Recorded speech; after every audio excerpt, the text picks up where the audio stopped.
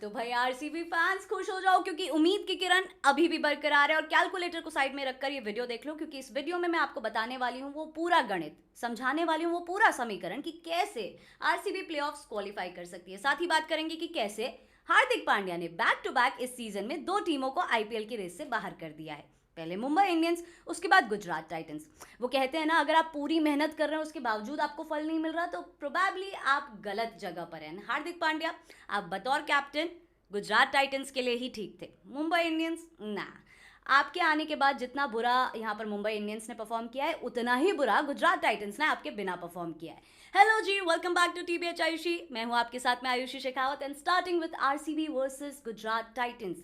Gujarat Titans, ये आपने किया पावर प्ले में 23 run. Like seriously guys, IPL 2024 में जहां 200 का रिकॉर्ड भी सुरक्षित नहीं है, आप पावर प्ले में 23 रन बना के क्या सोच रहे थे? एनीवेज, आपने कुल बनाए 147 और आप ऑल आउट हो गए। आप 20 ओवर भी पूरे नहीं खेल पाए।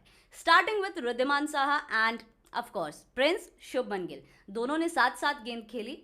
रिद्धिमान साहा ने 1 रन बनाया, शुभमन गिल ने 2 रन बनाए। इसी वजह से शुभमन गिल रिजर्व में है।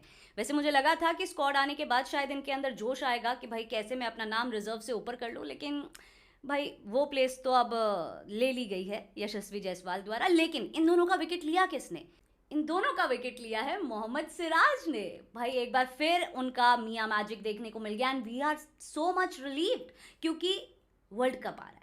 बुमराह तो फॉर्म में थे ही, बट ये देखने के लिए आंखें तरस गई थी एंड थैंक गॉड अब हम वर्ल्ड कप के बारे में थोड़ा पॉजिटिव सोच सकते हैं। बट एनीवेज, 4 ओवर में 29 रन देके 2 विकेट निकाले हैं यहाँ पर मोहम्मद सिराज ने। और आज आरसीबी के हर एक बॉलर ने अच्छा परफॉर्म किया है।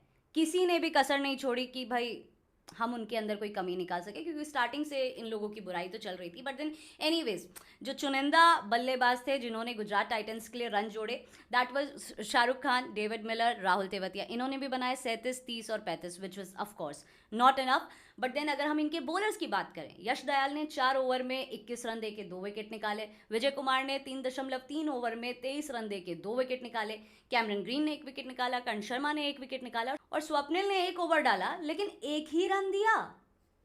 ऐसी ही बॉलिंग तो चाहिए थी भाई। लेकिन प्लीज इसको बरकरार रखना क्योंकि आगे आपको सारे मैचेस जीतने पड़ेंगे। क्राइटेरिया तो और भी है जिसका फुलफिल होना जरूरी है आपके प्लेऑफ्स तक पहुंचने के लिए। बट देन यहां पर पहले इस मैच की बात करेंगे।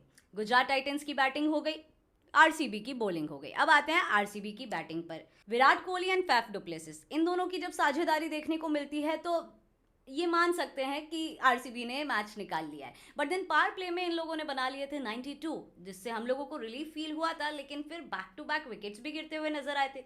Anyway, speaking about the score first, Virat Kohli ने बनाए 27 गेंद में 42, फैफ डु प्लेसिस ने बनाए 23 में 64। स्ट्राइक रेट था उनका 278 का, which is very nice. But then जैसे ही फैफ का विकेट गया तो उसके बाद टक टक टक तक आरसीबी डाउन एज यूजुअल। थोड़ी सी उम्मीद बाकी थी क्योंकि हमें पता था कि आरसीबी के पास फिनिशर अच्छे हैं, लेकिन Will Jacks, Rajat Patidar, Maxwell, Green सब 1 2 4 1 रन बनाकर out. But then we had Dinesh Karthik, जिनको फिनिश करना आता है भाई। उन्होंने बनाए 12 में 21 और उनका साथ निभाया स्वप्निल ने, जिन्होंने 1 ओवर में 1 रन दिया था। उन्होंने बल्लेबाजी से भी आरसीबी के लिए योगदान जोड़ा था।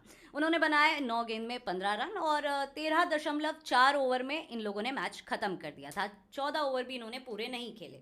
तो बतौर RCB fan of course I am very very happy. लेकिन अगर हम बात करें गुजरात टाइटंस के बॉलर्स की तो 2 बॉलर्स यहाँ पर चलते हुए नजर आए थे। जोशुआ लिटिल, जिन्होंने लिटिल पारी नहीं खेली, उन्होंने 4 विकेट निकाले। व्हाट अ बॉलर यार। 4 ओवर में उन्होंने 45 रन दिए और 4 विकेट निकाले गुजरात टाइटंस के लिए। बट देन नूर अहमद ने 4 ओवर में 23 रन देके 2 विकेट निकाले। उनकी इकोनॉमी थी 5.8। अब आते हैं सबसे इंपॉर्टेंट और सबसे इंटरेस्टिंग पार्ट पर कि आखिर आरसीबी प्लेऑफ्स क्वालिफाई कैसे करेगी।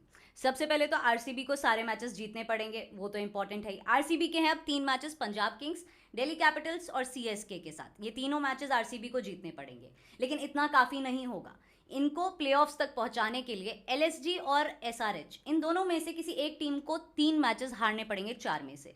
मतलब 3 और 4, थर्ड और फोर्थ पोजीशन पे है फिलहाल ये दोनों टीम, और एक मैच इनका आपस में ही है, तो थर्ड पोजीशन तो वहां पर सिक्योर हो जाती है। फोर्थ पोजीशन के लिए यहाँ पर लड़ाई चल रही है। आरसीबी को अगर हमें प्लेऑफ्स में पहुंचाना है तो पंजाब किंग्स और राजस्थान रॉयल्स, इन दोनों को सीएसके को हराना पड़ेगा। उसके बाद दिल्ली कैपिटल्स और पंजाब किंग्स भी अभी तक रेस से बाहर नहीं हुए। आरसीबी से तो इन दोनों को हारना ही है। उसके अलावा दिल्ली कैपिटल्स को राजस्थान रॉयल्स या एलएसडी दोनों में से एक मैच हारना पड़ेगा।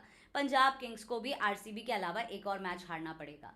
अगर ये पूरा गणित सही बैठ जाता है तो भाई इस बार आरसीबी प्लेऑफ्स क्वालिफाई कर जाएगी। आपको क्या लगता है?